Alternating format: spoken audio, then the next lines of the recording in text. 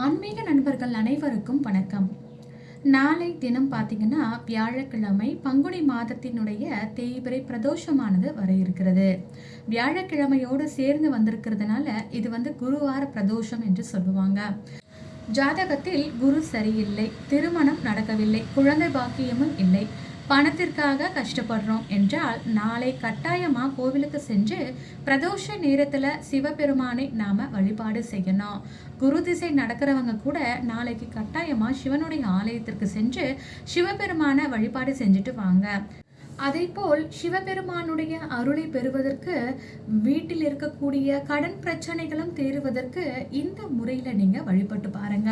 சிவபெருமானுடைய ஆசி இருந்தால் வாழ்க்கையானது மங்களகரமாகவே இருக்கும். நோய் நொடி பிரச்சனைகள் இல்லாம ஆரோக்கியமாகவும் நீண்ட ஆயுளோடும் வாழ முடியும்.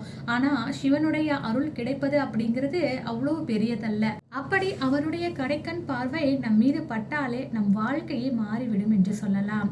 அப்பேற்பட்ட மகத்துவம் கொண்ட சிவபெருமான் எல்லோருக்கும் அருள் கொடுப்பாரா என்று கேட்டால் இல்ல. அவரவர் பாவ புண்ணிய கணக்குகளுக்கு ஏற்ப வரத்தையும் அளந்து கொடுப்பார். ஆனா அவரை மகிழ்ச்சி படுத்திட்டோம் அப்படின்னா நம்ம கேட்கிற வரத்தை அப்படியே நமக்கு வாரி வழங்கக்கூடியவர்.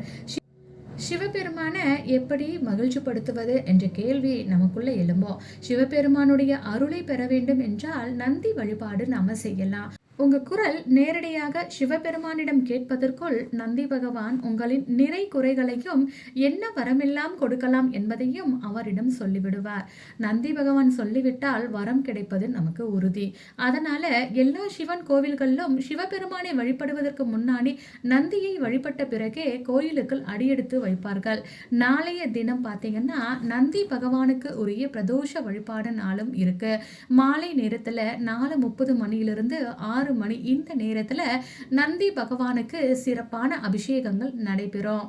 உங்களின் குரலுக்கு சீக்கிரம் வரம் கிடைக்க வேண்டும் என்றால் நாளைய தினத்துல சிவனுக்கும் நந்தி பகவானுக்கும் நடக்கக்கூடிய அபிஷேகத்துல கலந்து கொண்டு நந்தியை வழிபட்டாலே பழி, பாவம், சாபம், வறுமை, நோய் நொடி அனைத்துமே நமக்கு தீரும். அதற்காகவே எல்லா சிவன் ஆலயத்திலையும் பிரதோஷ நேரத்துல அவருக்கு அபிஷேகம் நடக்கும் இல்லையா? அந்த நேரத்துல நம்ம கட்டாயமா அபிஷேக பொருள் வாங்கி கொடுத்து அவரை மனதார நம்ம வணங்கிவிட்டு வரணும். நந்தியை வழிபடும் பொழுது எந்த பிரச்சனைக்கும் தீர்வு கிடைக்கும். தடைகள் அனைத்துமே விலகும். ஆகையினால நாளை வரக்கூடிய இந்த தேய்பிறை பிரதோஷ நாள்ல சிவபெருமானை நாம வழிபாடு செய்வதற்கு முன்னாடி நந்தி பகவானை வழிபாடு செய்து அதற்கு பிறகு சிவபெருமானுடைய அருளையும் பெறலாம். அது மட்டும் இல்லாம நாளை குருவார பிரதோஷம் என்பதனால தட்சிணாமூர்த்தியினுடைய வழிபாடு செய்யும் பொழுது வேலை சம்பந்தப்பட்ட பிரச்சனைகள் இருந்தாலும் அது நமக்கு நிவர்த்தி ஆகும். அதே போல ஜாதக கட்டத்துல பிரச்சனை இருக்கிறது, குரு பகவானால் பிரச்சனை, நமக்கு பணம் நகை சம்பந்த விஷயத்துல பிரச்சனையாக இருக்கு, கை நீட்டி கடன் வாங்கியாச்சு, அந்த கடனை கொடுப்பதற்குண்டான வருமானம் நம்மிடம் இல்லை என்றாலும் நாளைய தினத்துல தட்சிணாமூர்த்தியை நீங்க வழிபாடு செய்வது ரொம்ப ரொம்ப நல்லது. அது மட்டும் இல்லாம அவருக்காக எலுமிச்சை பழ சாதத்தை கொண்டு செய்து அவருக்கு படைத்துவிட்டு அங்கு வரக்கூடிய பக்தர்களுக்கு விநியோகம் செய்தால் சீக்கிரத்திலேயே வேலை சம்பந்தப்பட்ட பிரச்சனைகள், பணவரவு சம்பந்தப்பட்ட பிரச்சனைகள் எதுவாக இருந்தாலும் தட்சிணாமூர்த்தியினுடைய அருளால் அது நிவர்த்தி ஆகும். சிவபெருமானை நீங்க காணும் செல்லும் பொழுது அங்கு அவருக்காக தயிர் சாதத்தை நெய்வேத்தியமா எடுத்துட்டு போங்க. நந்தி பகவானுடைய அபிஷேகத்தை கண்ணார தரிசனம் பார்த்த பின்னர் சிவபெருமானையும் வணங்கிவிட்டு அங்க வரக்கூடிய பக்தர்களுக்கு தயிர் சாதத்தையும் நீங்க விநியோகம் பண்ணலாம். ஆகையினால நாளை வரக்கூடிய இந்த விசேஷமான நாள்ல இந்த 2 நெய்வேத்தியங்களை எடுத்துட்டு போய் நீங்க கோவிலுக்கு வரக்கூடிய பக்தர்களுக்கும் கொடுக்கலாம். இல்லை என்றால் இயலாதவர்களுக்கும் நீங்க கொடுக்கலாம். அதனால நமக்கு புண்ணியங்கள் பல மடங்காக பெருகும். சிவபெருமானை வழிபாடு செய்வதற்கும் நம்ம கர்ம வினைகள் குறைவதற்கும் கட்டாயமா தயிர் சாதம் செய்து கொடுப்பது ரொம்ப ரொம்ப நல்லது.